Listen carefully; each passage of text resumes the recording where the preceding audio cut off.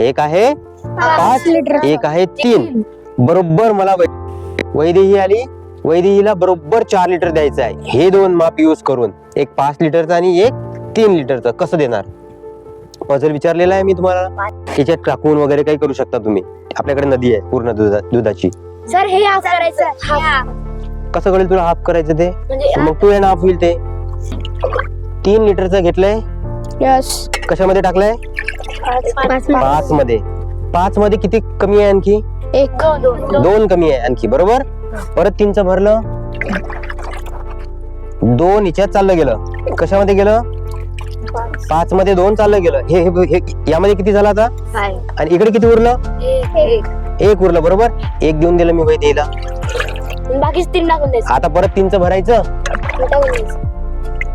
किती लिटर दूध दिलं गेलं? 4. कळली का पझल? यस. चला रिव्हर्स करू. टाकून दे बाळा. आता दुसरा याचा एक दुसरा वेळ बघा. पकड रे तांदूळ. 5 लिटरचं भरायचं. कितीचं भरलं? असं लॉजिक लावायचंय आपल्याला. हा 2 माप यूज करून आपण बरोबर 4 देतोय. 5चं भरलं. इकडे पुढे तुला नाही द्यायचं आम्हाला सध्या. 3 मध्ये भरलं. किती मध्ये भरलं?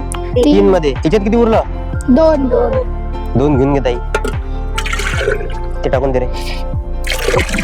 आता परत कसं करणार? ते भरा परत 5चं भरणार आणि हे भरून टाका.